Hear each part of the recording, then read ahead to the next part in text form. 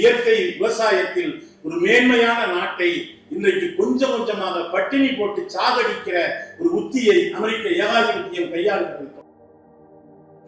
இன்றைக்கு கியூபா எப்படி இருக்கிறது? மின்சாரம் இல்லை, மருத்துவமனையிலே அறுவை சிகிச்சைகளை மேற்கொள்ள முடியாது. மின்சாரம் இல்லைன்னு நினைச்சு பாருங்க.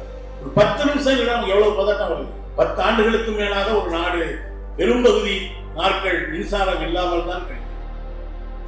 எதுக்குங்க இந்த கம்யூனிஸ்டுகளை நீங்க என்ன தேவையில்லாம தூக்கி சுமக்குறீங்க? அதிலிருந்து வெளியே வாங்க, எல்லா வகையிலும் உங்களுக்கு உதவுவதற்கு அமெரிக்கா தயாராக இருக்கிறது என்று பேசிக்கொண்டே இருக்கிறார். ஆனால் அந்த மக்கள் இந்த நிமிடம் வரை சோசலிசத்தின் வாழ் உறுதியோடு இருக்கிறார். இந்தியா முழுவதும் அரிசி கோதுமை என்று நாம் வசூலித்து 10,000 டன் கோதுமையை அன்றைக்கு தோழர் சுர்ஜித் கியூபாவுக்கு அனுப்பி வைத்தார். இந்த 10,000 டன் என்பது எங்களுக்கு அதிகபட்சம் 1 மாதம் இருக்கும். ஆனால் இது கோதுமை அல்ல, இந்தியாவினுடைய இதயத்தை நாங்கள் பெற்றிருக்கிறோம். போராடுகிற வலிமையை எங்களுக்கு இது அதிகப்படுத்தும் என்று அன்றைக்கு கியூபாவினுடைய ஜனாதிபதி சொன்னார். அதுல ஒரு இடத்துல ஒரு நிருபர் கேட்கிறார், கடவுள் இருக்கிறார் என்று நீங்க நம்புகிறீர்களா? ஒரு கடுமையான கேள்வி. காஸ்ட்ரோ சொல்றாரு, எனக்கு தெரியாது. ஆனால் அப்படி கடவுள் எங்களோடு கடவுள் என்று ஒருவர் இருந்தால் அவர் எங்கள் கொரில்லா போர்ப்படையில் சேர்ந்து அமெரிக்காவுக்கு எதிராக போராடுவார் என்று நான் உறுதியாக நம்புகிறேன். காஸ்ட்ரோ ஒரு தீவிரமான வாசிப்பாளர். ஒரு துப்பாக்கியை மேல் நோக்கி பிடித்தபடி ஒரு புத்தகத்தை மறுகையிலே வைத்து படித்துக் கொண்டிருக்கிறார். யோசிச்சு பார்க்கலாம், பதுங்கு குழிக்குள்ள அந்த பகுதியில் ஒரு குண்டு வெடிச்சா மொத்த பிரதேசமும் காலி. பக்கத்தில் இருக்க போராளி கேட்கிறாங்க, ஏன் படிக்க ஒரு நேரங்காலம் வேண்டாமா? எப்படி அவனால படிக்க முடியுது? இந்த நேரத்துல மேல குண்டு போட்டுக்கிட்டு இருக்காங்க, நீ பதுங்கு குழியில பார்த்துட்டு ஒரு பக்கம் துப்பாக்கியில குறி பார்த்துக்கிட்டே மறுகையில புத்தகத்தை வச்சு படிக்கிறீங்க. அதுக்கு காஸ்ட்ரோ சொன்ன பதில் தோழர்களே, அவர் சொல்றாரு, இந்த துப்பாக்கியை வைத்து அதிகபட்சம் நான் குறி வைத்து சுட்டால் ஒரே ஒரு போர் விமானத்தை தானே வீழ்த்த முடியும். பாரிஸ்லாவுக்கு ஆதரவாக கியூபாவுக்குள்ளே உதவி கொண்டிருக்கிற ஒரே ஒரு அமெரிக்காவின் விமானத்தை தானே என்னுடைய துப்பாக்கியால் நான் வீழ்த்த முடியும். ஒருவேளை நான் லெனின் எழுதிய புத்தகத்தை படித்துக் கொண்டிருக்கிறேன், இதை படித்து நான் உள்வாங்கிவிட்டால் மொத்த அமெரிக்காவையுமே வீழ்த்தக்கூடிய ஒரு ஆயுதத்தை தான் இந்த கையில வைத்திருக்கிறேன் என்று காஸ்ட்ரோ சொன்னார். கியூபா மக்கள் அன்றைக்கு காஸ்ட்ரோ கொடுத்த முழக்கம் சோசலிசம் அல்லது வீர மரணம் என்கிற அந்த முழக்கத்தின் பின்னால் நிற்கிறார்கள். சோசலிசத்தின் பக்கம் நிற்கிறார்கள், மார்க்சியத்தின் பக்கம் நிற்கிறார்கள். எனவேதான் கியூபாவின் பக்கம் நாம் நிற்க வேண்டும் என்பதற்காக மார்க்சிஸ்ட் கம்யூனிஸ்ட் கட்சி இத்தகைய இயக்கங்களை நடத்துவது என்று முடிவு செய்திருக்கிறோம். மார்க்சிய கம்யூனிஸ்ட் கட்சியினுடைய மத்திய குழு இந்தியா முழுவதும் கியூபாவிற்கு நம்முடைய ஆதரவையும் ஒருமைப்பாட்டையும் தெரிவிக்கக்கூடிய வகையிலும் ஏகாதிபத்தியத்தை எதிர்த்தும் கருத்தரங்கம் உள்ளிட்ட அனைத்து வடிவங்களிலும் இயக்கங்களை நடத்துவது என்று முடிவு செய்தது. நம்முடைய தமிழ் மாநில குழு இன்றைய 14ஆம் தேதி தமிழ்நாட்டினுடைய முக்கிய நகரங்கள் அனைத்திலும் இத்தகைய கருத்தரங்கங்களை இயக்கங்களை நடத்துவது என்று அறைகூவல் விடுத்த அடிப்படையில் இத்தகைய கருத்தரங்குகளை நாம் நடத்துகிறோம். அதிலும் மதுரையில் இந்த கருத்தரங்கம் நடைபெறுவது என்பது மிக பொருத்தமானது. ஏனென்றால் மதுரை மாநகரத்தினுடைய வரலாறை நாம் படிக்கிற பொழுது இங்கே இருக்கிற ஒவ்வொரு புழுதி மண்ணுக்குள்ளும் கூட ஏகாதிபத்திய எதிர்ப்பு பாரம்பரியம் என்பது மதுரையினுடைய இரத்த நாளங்களிலே இயல்பாக இருக்கக்கூடிய ஒன்று. இங்கே இருக்கக்கூடிய ஜான்சி ராணி பூங்காவில் இருக்கக்கூடிய நேதாஜி சிலையாக இருந்தாலும் சரி, காந்தி புட்டலாக இருந்தாலும் சரி, இந்த நாட்டினுடைய விடுதலைக்காகவும் விடுதலைக்கு பிறகும் கம்யூனிஸ்டுகள் நடத்தி இருக்கிற வீரம் செறிந்த போராட்டம் என்றாலும் சரி, மதுரையினுடைய மரபு பாரம்பரியம். இங்கே நம்முடைய இளைய தோழர்கள், நம்முடைய இளைய போராளிகள் சேகுவேராவினுடைய பிறந்த நாளில் அவருடைய திருவுருவத்தை நெஞ்சிலே தாங்கி அமர்ந்திருக்கிற காட்சி உண்மையிலேயே நம்பிக்கை அளிப்பதாக இருக்கிறது. அன்றைக்கு வெனிசுலாவில் இரவோடு இரவாக அமெரிக்க ஏகாதிபத்தியம் உள்ளே புகுந்து அந்த நாட்டினுடைய ஜனாதிபதி அமெரிக்காவை எதிர்த்து ஜிம்ப கர்ச்சனை புரிந்து கொண்டிருந்த மதுரோவையும் அவருடைய இணையரையும் ஒரு ரவுடியை போல கைது செய்து இழுத்து சென்ற பொழுது அந்த செய்தி கிடைத்த அடுத்த சில நிமிடங்களில் மதுரையிலே இந்த இளம் தோழர்கள் தான் தீப்பந்தங்களோடு ஒரு மிகப்பெரிய கண்டன பேரணியை மதுரையிலே நடத்தினார்கள் என்பது நமக்கெல்லாம் உற்சாகத்தையும் நம்பிக்கையும் தரக்கூடிய ஒரு நிகழ்வு. அங்கிருக்கிற தோழர்களே, ஏன் இந்த கருத்தரங்கத்தை நாம் நடத்தி கொண்டிருக்கிறோம் என்று யோசிக்கிற பொழுது இன்றைக்கு கியூபா நாடு என்பது ஒரு மிகப்பெரிய நெருக்கடியிலே சிக்க வைத்திருக்கிறோம். இங்க உலகத்துல ஐநா சபை அப்படின்னு ஒண்ணு இருக்கு. அது இருக்கா அப்படின்னு கூட சில பேருக்கு சந்தேகம் இருக்கலாம். இருக்கு.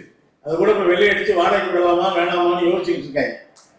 ஏன்னா 1992 இருந்து 2024 வரை ஒவ்வொரு ஆண்டும் ஐநா சபை கூடுகிற பொழுது ஒரு தீர்மானம் கட்டாயம் நிறைவேற்றப்படும்.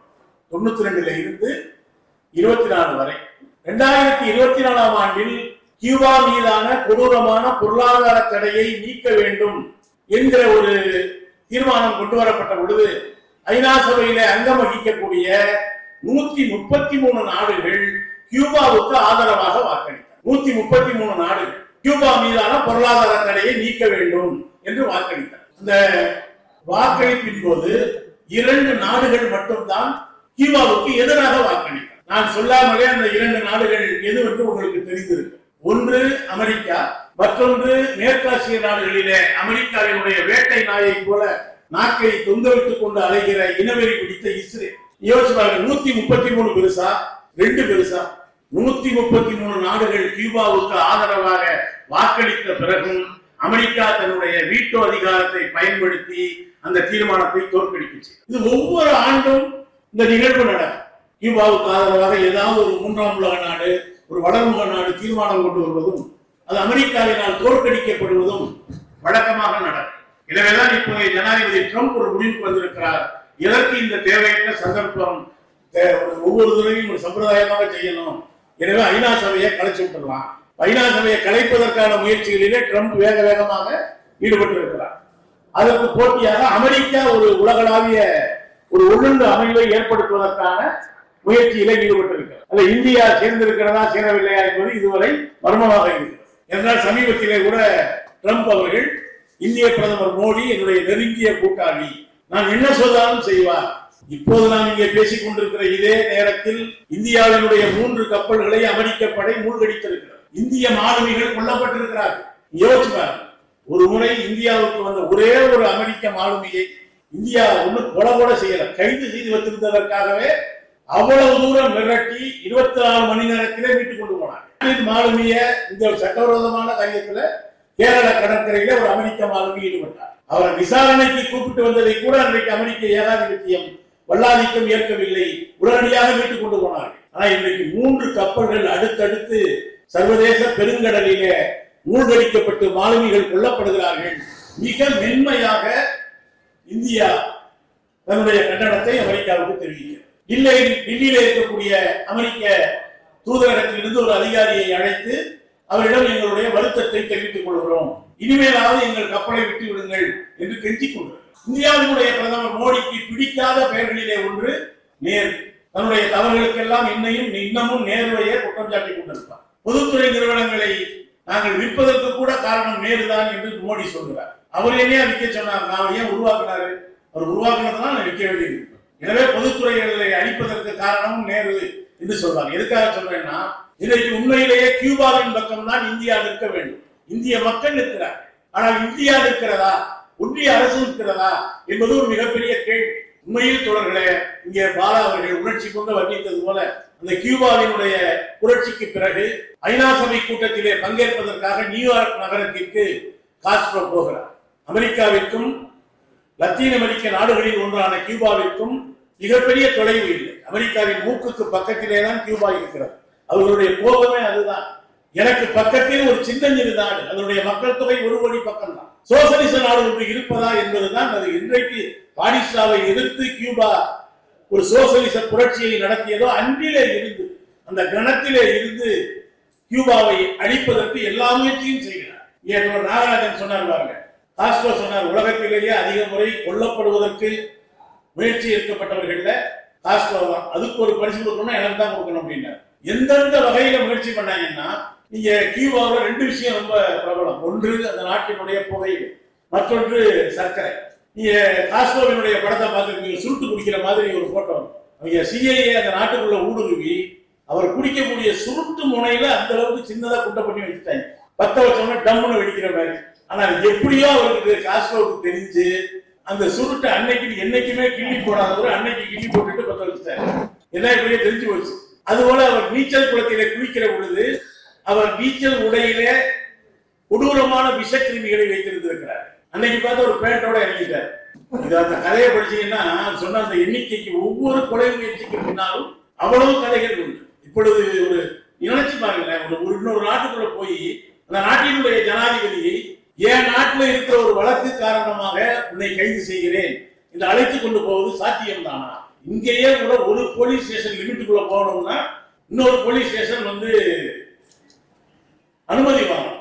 ஆனா இன்னொரு நாட்டுக்குள்ள, ஒரு இறையாண்மையுள்ள நாட்டுக்குள்ள அமெரிக்கா போய் அது எந்த நேரத்தில் அவரை தூக்கலாங்கிறது உட்பட படுக்கையறையில இருந்தவரை தூக்கி கொண்டு போய் இன்றைக்கு அமெரிக்கா ஒரு விசாரணை என்கிற பெயரில ஒரு போலி நாடகத்தை நடத்தி கொண்டிருக்கிறார். இதே போல எப்படி இப்ப மதுராவை தூக்குனாங்களோ அதே போல இவருக்கு முன்னால் இருந்த சாவேசையும் ஒரு முறை அமெரிக்கா கடத்தி கொண்டு போனார். ரெண்டுமே வெனிசுலாவும் கியூபாவும் பக்கத்து நாடுகள் தான். அப்படி ரகசியமாக, இப்ப ரகசியம் பகிரங்கமாக போய் தூக்குற மாதிரி இல்லை. சாவேச தூக்கிட்டாங்க, கடத்தி அமெரிக்காவுக்கு கொண்டு போயிட்டு இருக்கிற பொழுது சாவேசினுடைய மகள் அப்ப காஸ்ட்ரோ உயிரோட இருந்தார். காஸ்ட்ரோவுக்கு போன் பண்ணி சொல்லிட்டாங்க, அப்பாவை அமெரிக்க உளவுப்படை கடத்தி விட்டது அப்படின்னு. என்ன சொன்னார்னா, நான் கியூப வானொலியை அங்க உனக்கு திறக்கிறேன், நீ அதுல இந்த செய்தியை உலகத்திற்கு சொல் என்று சொன்னார். அப்படி சாவேஸ் கடத்தப்பட்டார் என்கிற செய்தியை கியூப வானொலியில சாவேசினுடைய மகள் சொன்னதால் தான் வேறு வழி இல்லாமல் ரகசியமாக எப்படி சேவை கொலை செய்தார்களோ அதே போல கொலை செய்வதற்காக அழைத்து செல்லப்பட்ட சாவேஸ் விடுவிக்கப்பட்டார், வேறு வழி இல்லாமல். லத்தீன் அமெரிக்க நாடுகளுக்குள்ளே அமெரிக்க ஏகாதிபத்தியம் புகுந்து நடத்தி கொண்டிருக்கிற அட்டூழியங்கள் கொஞ்சம் நஞ்சம். நான் சொன்ன ஐநா சபை கூட்டத்திலே முதல் முறையாக ஒரு இளம் சேகுவேரா அந்த நாட்டினுடைய கியூபாவினுடைய நிதியமைச்சராக பொறுப்பேற்ற பொழுது நம்முடைய இந்தியாவுக்கெல்லாம் வந்திருக்கிறார். அதுபோல ஐநா சபையில உரையாற்றுவதற்காக காஸ்ட்ரோ போகிறார்.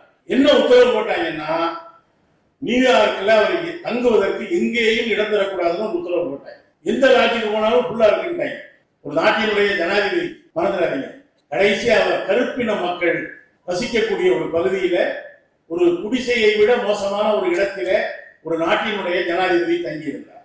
அது ஒரு சிறப்பு ஐநா சபை கூட்டம். உலகத்தினுடைய தலைவர்கள் எல்லாம் அங்கேதான் இருந்தார்கள். ஆனா ஒருத்தம் கூட காஸ்ட்ரோ போய் பார்க்கவே இல்லை. நீங்க நேருவினுடைய வரலாற்றை கோபண்ணா எழுதியிருக்கிறார், படிச்சு பாருங்க தயவு செய்து, புகைப்படங்களோடு.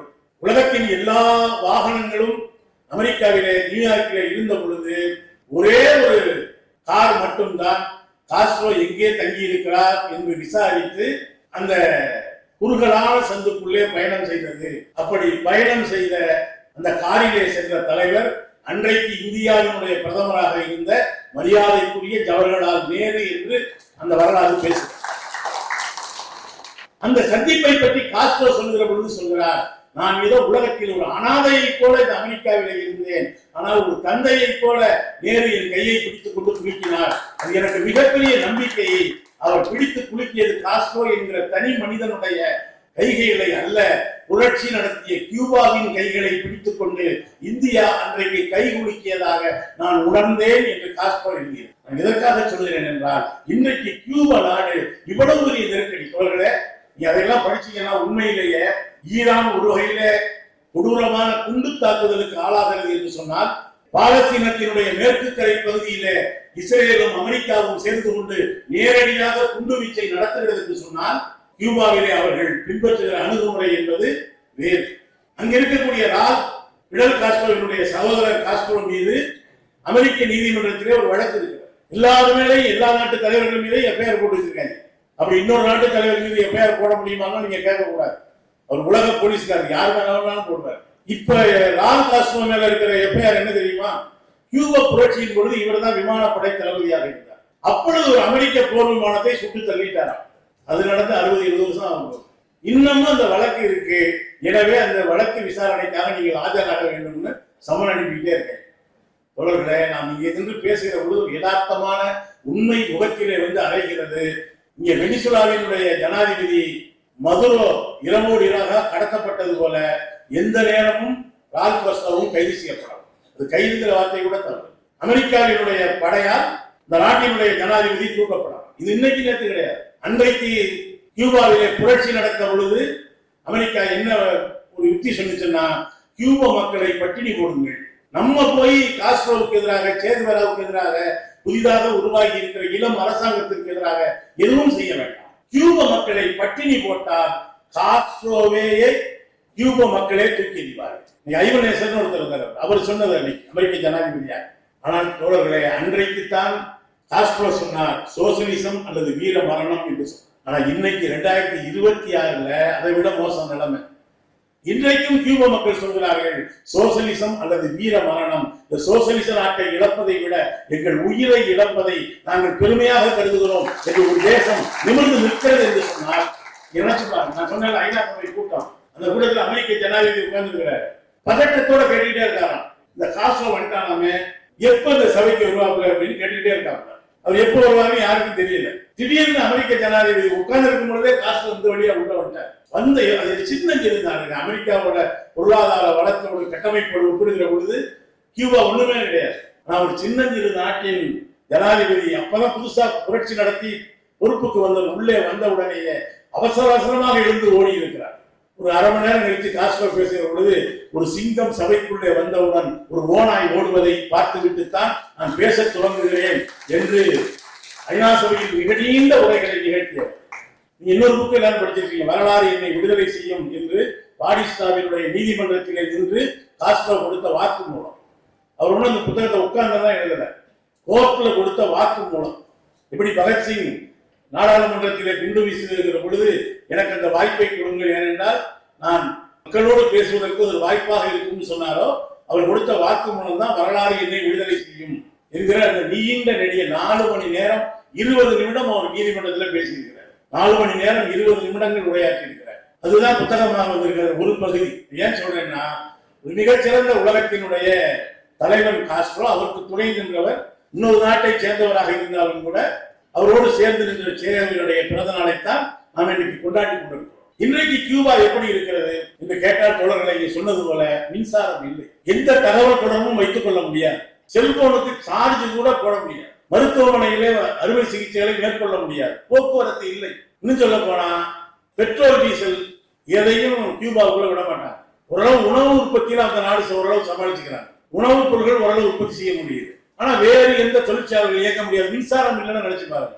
ஒரு 10 நிமிஷம் எவ்வளவு பதட்டம் வருது. 10 ஆண்டுகளுக்கு மேலாக ஒரு நாடு பெரும்பகுதி நாட்கள் மின்சாரம் இல்லாமல் தான் கழிக்கும். ஒரு சில இடங்களிலே சைனா இந்த சோலார் மின்சாரம் போட்டு கொடுத்திருக்காங்க. அதை வச்சுதான் சில இடங்களில் அத்தியாவசியமான தேவைகள் இயங்குகிறது. மாநகர அந்த நாட்டினுடைய குப்பைகளை அகற்ற முடியவில்லை. ஏன்னா குப்பை அகற்றக்கூடிய அந்த வாகனங்களுக்கு எரிபொருள் போட முடியவில்லை. குப்பைகள் தேங்குவதால் அதிலிருந்து நோய் கிருமிகள் உற்பத்தி ஆகிறது. இவ்வளவையும் சமாளித்துக் கொண்டுதான் அந்த நாடு இந்த நிமிடம் வரை அங்கே இருந்து அமெரிக்கா ஆசை காட்டிக் கொண்டே இருக்கிறது. கியூபாவுக்குள்ள ஏராளமான உளவாளிகள் ஊடுருவி இருக்கிறார்கள். நீங்கள் ரால் காஸ்ட்ரோவுக்கு எதிராக பேசுங்கள், அமெரிக்கா உங்களுக்கு எல்லா உதவியும் செய்யும்.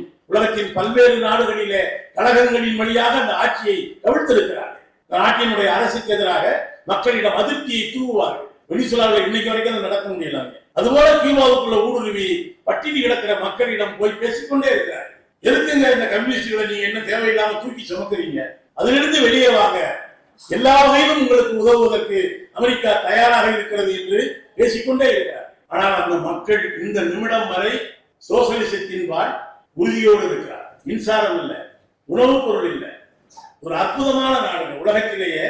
நீங்க கொரோனா காலத்துல கேள்விப்பட்டிருப்பீங்க, இந்தியா தயாரிச்ச மருந்து பொருட்களை கூட ட்ரம்ப் போய் ஓடிட்டான். இந்தியாவில் தயாரிச்ச அந்த தடுப்பூசிகளை கூட அன்னைக்கு உலகம் முழுவதும் மருத்துவர்களை அனுப்பியது கியூபா. இன்னொரு நாடு தயாரித்த மருந்தை கூட அமெரிக்கா தட்டி பறித்துக் கொண்டு போன வேலையில கியூபா உண்மையிலே மருத்துவத்துல உலகின் நம்பர் 1 நாடு இன்னைக்கும் கியூபா தான். கியூபாவினுடைய மருத்துவர்கள் லத்தீன் அமெரிக்க நாடுகளிலே மட்டுமல்ல, உலகத்தின் பல்வேறு பகுதிகளிலே இருக்கிறார். இதை விட பெரிய சோகம் என்ன தெரியுமா? இன்னைக்கு பாலஸ்தீனம் வேட்டையாடப்படுகிறது. பாலஸ்தீனத்திலிருந்து வருகிற கவிதைகளையும் புகைப்படங்களையும் பார்த்தால் யாரும் நிம்மதியாக தூங்க முடியாது. ஒரு பையன் மண்ணள்ளி தின்னுகிற காட்சியெல்லாம் கூட நீங்க பார்த்திருப்பீங்க. அந்த அளவுக்கு கொடூரமான வறுமை என்பது பாலஸ்தீனத்தில் இருக்கு. நம்முடைய தீக்கதிருடைய இணைய வழி ஆசிரியர் ஒரு கண்ணன் கியூபாவுக்கு போயிட்டு வந்தார். அவர் ஒரு கட்டுரை இருக்கிறார். நீ காலையில கூட கோயம்புத்தூர்ல சந்திச்சப்ப சொன்னார், உலகத்திலே இதுபோல அமெரிக்காவினுடைய போரால் பாதிக்கப்பட்ட ஈராக், லிபியா, பாலஸ்தீனத்தினுடைய குழந்தைகள் கியூபாவிலே படிக்க வைக்கப்படுகிறார். அது ஒன்றும் செல்வ செழிப்பிலே கொளிக்கிற நாடில்லை. பாலஸ்தீன குழந்தைகள் கியூபா பள்ளியிலே பயில்கிறார்கள். அதுல ஒரு பையன் பேட்டி கொடுத்திருக்கிறான், நான் பாலஸ்தீனத்திற்கு போகிற பொழுது என் நாடு இருக்குமா என்று தெரியவில்லை. நான் என் படிப்பை முடித்துவிட்டு பாலஸ்தீனத்திற்கு போகிற பொழுது என் நாடு இருக்குமா என்று தெரியவில்லை. படிப்பை முடிக்கிற வரை கியூபாவை இவர்கள் விட்டு வைப்பார்களா என்றும் தெரியவில்லை. என்னுடைய சொந்த நாடும் பாலஸ்தீனம் அமெரிக்காவினுடைய நேரடி அமெரிக்க இஸ்ரேல் கூட்டுப்படையால் குண்டு மலைகளால் தகர்க்கப்படுகிறது. மறுபுறத்தில் உலகத்தின் எந்த நாடும் எங்களை படிக்க அழைக்கவில்லை. ஆனால் கியூபா எங்களை படிக்க வைத்தது. நான் படிப்பை முடிக்கிற வரை கியூபாவையும் அமெரிக்கா விட்டு வைக்குமா என்பது தெரியவில்லை என்று அந்த குழந்தை சொல்லியிருக்கிறார். உண்மையில் தொடர்களே, மருத்துவத்தில இயற்கை வழி மருத்துவத்தையும் இணைத்து மிக ஒரு பிரம்மாண்டமான மருத்துவ கட்டமைப்பை கியூபா இன்றைக்கு உருவாக்கி. ஏன் சொல்றேன் அப்படின்னா, ஆங்கில வழி மருத்துவம் தான், ஆனா இயற்கையிலேயே உருவான உணவு. கண்ணன் என்ன சொல்றாருன்னா, நீங்க கியூபா முழுவதும் பயணம் செய்தால் எந்த இடத்திலும் எந்த வர்த்தக விளம்பரத்தையுமே நீங்கள் பார்க்க முடியாது. அதுக்கு காஸ்ட்ரோ என்ன சொல்லியிருக்கிறார்னா, இந்த விளம்பரங்கள் ஒரு நுகர்வு வெறியை மக்களிடம் உருவாக்கிவிடும், தேவையில்லாத பொருட்களை மக்களை வாங்க வைக்கும். எனவே அது தரமாக இருந்தால், தேவையாக இருந்தால் மக்களே தேடி சென்று வாங்கிக் கொள்வார்கள். அதை விடுத்து எந்த ஒரு பொருளுக்கும் விளம்பரம் என்பது தேவையில்லை என்று காஸ்ட்ரோ காலத்திலே கொண்டு வரப்பட்ட அந்த நடைமுறை இன்றைக்கு வரைக்கும் இருக்கிறது. இன்னொரு புத்தகம் படிச்சு பாருங்க, மதம் குறித்து காஸ்ட்ரோ அப்படின்னு ஒரு புத்தகம் தமிழ்லையும் வந்தது. அதுல ஒரு இடத்துல ஒரு நிருபர் கேட்கிறார், கடவுள் இருக்கிறார் என்று நீங்க நம்புகிறீர்களா? ஒரு கடுமையான கேள்வி. காஸ்ட்ரோ சொல்றாரு, எனக்கு தெரியாது. ஆனால் அப்படி கடவுள் எங்களோடு கடவுள் என்று ஒருவர் இருந்தால் அவர் எங்கள் கொரில்லா போர்ப்படையில் சேர்ந்து அமெரிக்காவுக்கு எதிராக போராடுவார் என்று நான் உறுதியாக நம்புகிறேன். ஏனென்றால் நீங்கள் சொல்கிற கடவுள் நீதியின் பக்கம் தான் நிற்கிறார் என்பது உண்மையானால் எங்களின் பக்கம் நீதி இருக்கிறது. எனவே இங்கே இருக்கிற சில லட்சம் கொரில்லா வீரர்களில் ஒருவராக கடவுள் ஒருவேளை இருக்கக்கூடும் என்று காஸ்ட்ரோ பதிலளிக்கிறார். என்ன அர்த்தம்னா, அந்த நாட்டிலே போராடி கொண்டிருக்கிற ஒவ்வொரு போராளியும் கடவுளுக்கு நிகரானவன் என்பதுதான் காஸ்ட்ரோவினுடைய போராட்டம். முக்கிய தோழர்களை இன்றைக்கு பிடல் காஸ்ட்ரோவால், சேகுவேரா போன்றவர்களால் மிகப்பெரிய போராளிகளால் உருவாக்கப்பட்ட கியூபா தேசம் உலக வரைபடத்தில் இருந்தே கிழித்து விட முடியுமா என்று ட்ரம்ப் முயன்று கொண்டிருக்கிறார். படிச்சு அங்க போனீங்கன்னா கியூபாவை பற்றி ஏதாவது கதை அடிக்கிறதுக்காக இல்லை, அவ்வளவு புத்தகங்கள், அவ்வளவு செய்திகள் இருக்கிறது. ஒரு மேன்மையான கல்வி அமைப்பு இருக்கிறது, மருத்துவம் இருக்கிறது. இங்க காலையில ஒரு ஆதவன் தோழருடைய இதுக்காக ஆய்வகத்தில் ஒரு கவிதை ஒன்று படிச்சாங்க. இந்த விளக்கப்பட்ட கனி அப்படின்னு சொல்றோம்ல விவிலியத்துல, அதுல தான் நம்ம உருவாகி இருக்கிறோம். சைத்தான் ஆதாமையும் ஏவாளையும் கடவுள் சமயத்தில் ஒரு குசும்பு பண்ணுவாரு, எல்லாத்தையும் படைச்சு விட்டாரு. கடைசியா சொல்றாரு, என்ன வேணாலும் அந்த என்ஜாய் பண்ணிருக்கீங்க, இந்த கனி பக்கம் மட்டும் போயிடாதீங்க. அது உருவாக்கமே இருந்திருக்கலாம்ல. வேளாண் சொன்னோடனே குறுகுறுப்பாகி போயிருது. அது கூட ஆதாம் செய்யல, ஏவாள் தான், அதெல்லாம் இருக்கட்டும். அதுக்கு அப்துல் ரஹ்மான் என்ன சொல்லுவாங்க, நாம் எல்லாம் விளக்கப்பட்ட கனியின் விதைகள் அப்படின்பார். ஏன்னா அன்னைக்கு ஏவாள் அப்படி போகலன்னா நீங்க மனித உலகமே உற்பத்தி ஆகியிருக்காரு. புதிய ஏற்பாட்டை நம்புகிறவர்களுக்கு பழைய ஏற்பாட்டை எல்லாம். இவர் ஆதவன் இந்த கவிதையில் என்ன சொல்றாருன்னா, அன்னைக்கு கடவுளால் உருவாக்கப்பட்ட அந்த விளக்கப்பட்ட கனி ஒரிஜினலா இருந்தது. ஆனா இன்னைக்கு ஒரு ஆப்பிள் மாதிரி தானே சொல்றாங்க. நம்ம சாப்பிடுறோம்ல ஆப்பிள், அது விஷக்கனியை விட மோசமானது. அந்த கவிதையில் என்ன சொல்றாருன்னா, இன்றைக்கு மனிதர்கள் உருவாக்கிய செயற்கையான ஆப்பிளை தின்றுவிட்டு மனிதர்களுக்கு காதலும் உருவாவதில்லை, காமமும் உருவாவதில்லை. காதலும் காமமும் உருவாகவில்லை என்பதால் சைத்தான் தற்கொலை செய்து கொண்டார். இப்ப நீ ஆப்பிள்னு ஒண்ணு திக்கிற பார்த்தீங்களா, நம்மாழ்வார் திரும்ப திரும்ப சொல்லுவார், எது பூச்சியால் அடிக்கப்படுகிறதோ அதுதான் உண்மையான பழம் அப்படின்னு. ஆனா நம்ம வாங்கி சாப்பிடுற ஆப்பிள்லாம் நீங்க இன்னும் அடுத்த தலைமுறை வரைக்கும் நீங்க எழுதி வச்சுட்டு போகலாம். எல்லாம் மெழுகு பூசப்பட்ட ஆப்பிள்கள், எத்தனை நூற்றாண்டானாலும் கிடையாது. ஒருவேளை கீழடி மாதிரி இன்னொரு 10 நூற்றாண்டு கழித்து இந்தியா நோண்டப்பட்டா கூட அந்த ஆப்பிள்லாம் அப்படியே இருக்கும். அது மாதிரிதான் தயார் பண்ணியிருக்காங்க. பெங்களூர்ல இருந்து ஒரு ஆப்பிள் ஒரு பாலப்பழம் வாங்கி சாப்பிடுறோம் பாருங்க, மோரிஸ் பழம்னு. அதெல்லாம் உண்மையிலேயே மரத்துலதான் காய்ச்சுதான், இல்லை ஏதாவது ஆலையில செஞ்சு அப்படியே ஒரே சைஸ் அனுப்புறாங்களான்னு தெரியல. அப்படி ஒரு பழத்தை சாப்பிட்டு விட்டு மனிதர்களுக்கு காதலும் வரவில்லை, காமமும் வரவில்லை. சாத்தான் செத்து போனான். அடுத்த வரிதான் ரொம்ப முக்கியமான கவிதை. சாத்தான் இல்லாத உலகத்தில் எனக்கு என்ன வேலை இருக்கிறது என்று கடவுளும் செத்து போனார் இந்த கவிதை. ஆனா காஸ்ட்ரோ என்ன சொல்றாரு, கடவுள் என்று ஒருவர் இருந்தால் அவர் எங்களோடு தான் இருப்பார். உலகளே, இன்னைக்கு கியூபா மட்டுமல்ல, இன்னைக்கு புரட்சி சொல்றாங்களே, எதுக்கு என்னையார் ஆல்போஸ்டர்களை வளர்க்கணும், அன்னைக்கு ஒரு விமானத்தை கீழே சுட்டு திரட்டாரு அப்படின்னு. இப்படி பார்த்தா அமெரிக்காவினுடைய ஜனாதிபதிகள் ஆயுட்காலம் முழுவதும் சிறையில் இருக்கணும். அவ்வளவு போர் விமானங்களையும் மக்களையும் கொன்று குவித்திருக்கிறார்கள். இன்னைக்கு பாலஸ்தீன மக்களை கொன்று குவிக்கிற ட்ரம்போவையும் நெதன்யாகுவையும் எந்த நீதிமன்றத்தில் நிறுத்தி விசாரிப்பார். ஆனா இவங்கெல்லாம் ஒரு கேஸை போட்டுருக்கு, அன்னைக்கு நீ அடிச்சல என் விமானத்தை, இன்னைக்கு அந்த கேஸ் இருக்கு அப்படின்னு சொல்றேன். மதுரை லோக்கல் போலீஸோட மோசமா இருக்காங்க. ஒண்ணுமே சிக்கல. என்ன சொல்றீங்க, கஞ்சா கேஸ் ஒரு கேஸ் இருக்குல்ல, அந்த மாதிரி தான் இப்ப மதுரை மேல போட்டிருக்காங்க. உங்க நாட்டுல இருந்து எங்க நாட்டுக்கு கஞ்சா கடத்திட்டீங்க, போதை பொருளை கடத்திட்டீங்க, வேற எதுவும் கேஸ் போட முடியல. ஆனா தொடர்ல உண்மையில என்னன்னா, அன்னைக்கு அந்த விமானப்படை கப்பல் படையினுடைய தலைவராக இருந்தோர் லால் காஸ்ட்ரோ தான். நீங்க காஸ்ட்ரோவினுடைய வரலாறு படிச்சீங்கன்னா ஒரு 10 குழிக்குள்ள இருக்காங்க. சேகுவேரா, காஸ்ட்ரோ, லால் காஸ்ட்ரோலாம் 10 குழிங்கிறது மேல விமானங்கள் குண்டு வீசிக்கிட்டு இருக்கு. அப்பெல்லாம் இப்ப அமெரிக்காவிட்ட நவீன உபகரணங்கள் எல்லாம் இருக்கு. ஒரு போராடுகிற ஒரு நாட்டு தலைவர் என்ன இருக்கும், நம்ம அந்த போலீஸ் ஸ்டேஷன்ல இருக்கோம்ல, ஆயுத பூஜை துப்பாக்கி ஒண்ணு, அதுக்கு தான் அப்பப்ப எண்ணெயை போட்டு தொடச்சு வைப்பாங்க. அந்த மாதிரி ஒரு துப்பாக்கியை வச்சு மேல வச்சு பிடிச்சிக்கிட்டு உட்கார்ந்துருக்காரு காஸ்ட்ரோ. காஸ்ட்ரோ ஒரு தீவிரமான வாசிப்பாளர். ஒரு துப்பாக்கியை மேல் நோக்கி பிடித்தபடி ஒரு புத்தகத்தை மறுகையிலே வைத்து படித்துக் கொண்டிருக்கிறார். யோசிச்சு பார்க்கணும், 10 குழிக்குள்ள அந்த பகுதியில் ஒரு குண்டு வெடிச்சா மொத்த பிரதேசமும் காலி. பக்கத்துல இருக்க போராளி கேட்கிறாங்க, ஏன் படிக்க ஒரு நேரங்காலம் வேண்டாமா? எப்படி அவனால படிக்க முடியுது இந்த நேரத்துல? மேல குண்டு போட்டுக்கிட்டு இருக்காங்க, நீ 10 குழியில பார்த்துட்டு ஒரு பக்கம் துப்பாக்கியில குறி பார்த்துக்கிட்டே மறுகையில புத்தகத்தை வச்சு படிக்கிறீங்க. அதுக்கு காஸ்ட்ரோ சொன்ன பதில் தோழர்களே, அவர் சொல்றாரு, இந்த துப்பாக்கியை வைத்து அதிகபட்சம் நான் குறி வைத்து சுட்டால் ஒரே ஒரு போர் விமானத்தை தானே வீழ்த்த முடியும். பாரிஸ்லாவுக்கு ஆதரவாக கியூபாவுக்குள்ளே உலவிக் கொண்டிருக்கிற ஒரே ஒரு அமெரிக்காவின் விமானத்தை தானே என்னுடைய துப்பாக்கியால் நான் வீழ்த்த முடியும். ஒருவேளை நான் லெனின் எழுதிய புத்தகத்தை படித்துக் கொண்டிருக்கிறேன், இதை படித்து நான் உள்வாங்கிவிட்டால் மொத்த அமெரிக்காவையுமே வீழ்த்தக்கூடிய ஒரு ஆயுதத்தை தான் இந்த கையில வைத்திருக்கிறேன் என்று காஸ்ட்ரோ சொன்னார்.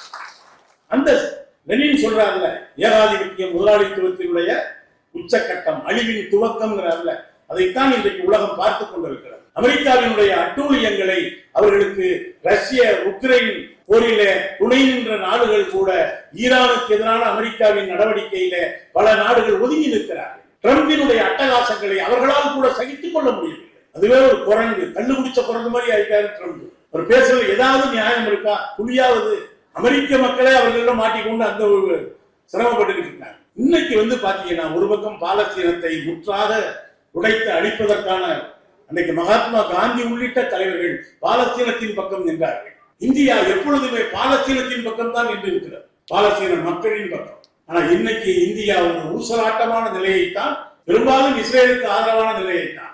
நீங்க கவனிச்சிருப்பீங்க, நெதன்யாகுவை சந்திச்சுட்டு வர்றாரு, அடுத்த நாள் தான் ஈரான் மீதான தாக்குதலை இஸ்ரேலும் அமெரிக்காவும் சேர்ந்து துவக்குகிறார்.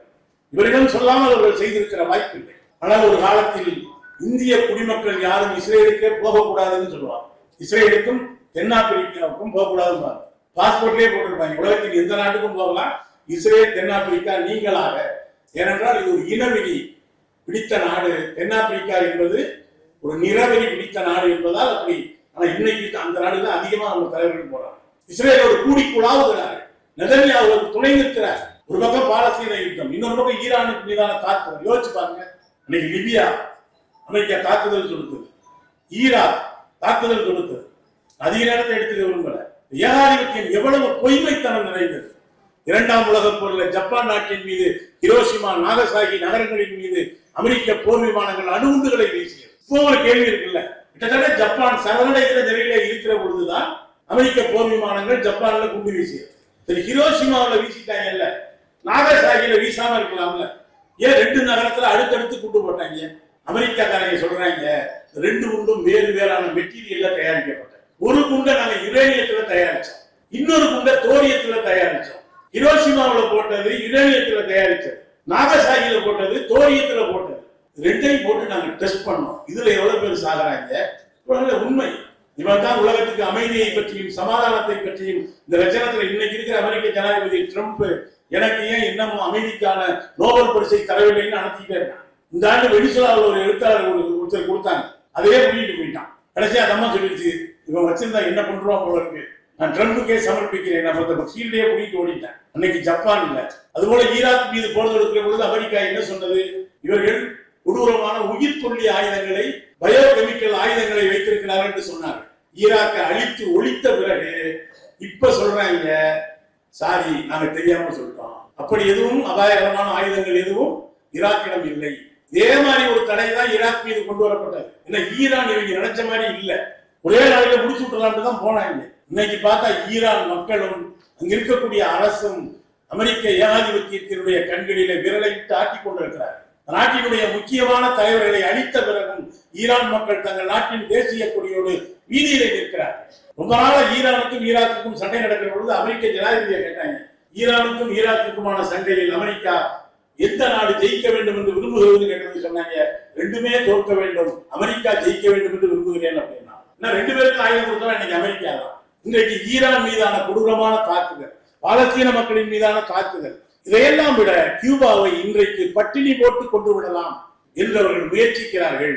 ஆனால் கியூபா மக்கள் அங்கு இருக்கக்கூடிய சோசலிச அரசாங்கத்தின் பக்கம் உறுதியாக நிற்கிறார்கள். மருத்துவத்தில், இயற்கை விவசாயத்தில் ஒரு மேன்மையான நாட்டை இன்றைக்கு கொஞ்சம் கொஞ்சமாக பட்டினி போட்டு சாகடிக்கிற ஒரு உத்தியை அமெரிக்க ஏகாதிபத்தியம் கையாளுகிறது. அன்றைக்கு நம்ம கட்சியினுடைய பொதுச் செயலாளராக சுர்ஜித் அவர்கள் இருந்த பொழுது இந்தியா முழுவதும் அரிசி, கோதுமை என்று நாம் வசூலித்து 10,000 டன் கோதுமையை அன்றைக்கு தோழர் சுர்ஜித் கியூபாவுக்கு அனுப்பி வைத்தார். கப்பல்களின் வழியாக அப்ப எழுதுன சொன்னார் அங்கிருந்தவர், இந்த 10,000 டன் என்பது எங்களுக்கு அதிகபட்சம் 1 மாதம் இருக்கும், ஆனால் இது கோதுமை அல்ல, இந்தியாவினுடைய இதயத்தை நாங்கள் பெற்றிருக்கிறோம், போராடுகிற வலிமையை எங்களுக்கு இது அதிகப்படுத்தும் என்று அன்றைக்கு கியூபாவினுடைய ஜனாதிபதி சொன்னார். எனவே தோழர்களே, இன்றைக்கு உலகத்தையே மீண்டும் ஒரு மறு கட்டமைப்பு செய்ய அமெரிக்கா முயல்கிறது. ஆனால் உலகம் முழுவதும் இன்றைக்கு யுத்தத்துக்கு எதிரான போர் குரல் என்பது அன்றைக்கு எப்படி வியட்நாம் யுத்தத்தின் பொழுது அமெரிக்க மக்களே போராடினார்களோ அதே போல ஒரு போர் முழக்கம் இன்றைக்கு அமெரிக்க மக்களே அமெரிக்காவினுடைய ட்ரம்ப் நிர்வாகத்திற்கு எதிராக வீதியிலே வந்து போராடுகிறார். பல்வேறு ஐரோப்பிய நாடுகளிலே யுத்தம் வேண்டாம், அமைதி வேண்டும் என்கிற முழக்கம் கேட்கிறது. இந்த பின்னணியிலே தான் லத்தீன் அமெரிக்க நாடுகளில் ஒன்றாகிய வெனிசுலாவை தொடர்ந்து அவர்கள் கியூபாவை இன்றைக்கு குறிவைத்திருக்கிறார்கள். நாட்டினுடைய ஜனாதிபதியை எப்படியாவது கொள்ள வேண்டும் அல்லது கடத்த வேண்டும் என்று துடிக்கிறார்கள். பட்டினி போட்டு அந்த நாட்டை பணிய செய்துவிட முடியும் என்று அமெரிக்கா கொக்கரிக்கிற பொழுதுதான் அந்த நாட்டு மக்கள் இன்றைக்கு ஏன் வெனிசுலா போல அவ்வளவு வேகமா உள்ள நுழைஞ்சு தூக்க முடியல அப்படின்னா, அவங்களால எல்லாம் செய்ய முடியும், ஆனால் அவ்வளவு எளிதானதாக இல்லை அவர்கள்.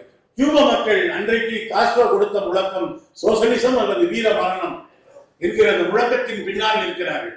சோசலிசத்தின் பக்கம் நிற்கிறார்கள், மார்க்சியத்தின் பக்கம் நிற்கிறார்கள். எனவேதான் கியூபாவின் பக்கம் நாம் நிற்க வேண்டும் என்பதற்காக மார்க்சிஸ்ட் கம்யூனிஸ்ட் கட்சி இத்தகைய இயக்கங்களை நடத்துவது என்று முடிவு செய்திருக்கிறோம் தோழர்களே. எனவே இன்றைக்கு கியூபாவில் நடந்து கொண்டிருப்பது ஏதோ சில ஆயிரம் கிலோமீட்டருக்கு அப்பால் இருக்கிற ஒரு நாட்டுக்கு நடக்கிற அநியாயம் என்று நினைத்து விடக்கூடாது. இதெல்லாம் அவர்கள் நிறைவேற்ற இந்தியா உட்பட எந்த ஒரு நாட்டின் மீதும் அவர்கள் ஆக்கிரமிக்க முடியும் என்கிற தெம்பும் தைரியமும் அமெரிக்காவுக்கு வந்திருக்கிறது. எனவே உலகத்தை அவர்கள் தங்களுடைய உள்ளங்கையிலே வைத்து உருட்டி விளையாடலாம் என்று அமெரிக்கா நினைக்கிறது. அது சாத்தியம் அல்ல என்று உலகம் முழுவதும் கம்யூனிஸ்டுகளாகிய நாங்கள் இருக்கிறோம். நீ நினைக்கிற மாதிரி இந்த உலகத்தை உன்னுடைய பாதையில் நடத்தி செல்ல முடியாது என்பதற்காகத்தான் இத்தகைய கருத்தரங்கங்களை நாம் நடத்தி கொண்டிருக்கிறோம். எனவே தோழர்களே, ஒவ்வொருவரிடமும் கியூபா அவர்களுடைய இன்னல்களையும் அதனுடைய மேன்மையையும் கல்வியிலும் மருத்துவத்திலும் பல்வேறு அறிவு வளர்ச்சியிலும் இந்த நாடு செய்திருக்கிற சாதனைகளையும் பொதுமக்களிடம் விரிவாக கொண்டு செல்வோம். கியூபா மக்களுக்கு ஆதரவாகவும் ஏகாதிபத்தியத்திற்கு எதிர்ப்பாகவும் ஒரு விரிந்த அளவிலான கருத்தியல் போராட்டத்தை நடத்துவோம் என்று சொல்லி என் வார்த்தைகளை நிறைவு செய்கிறேன். நன்றி, வணக்கம்.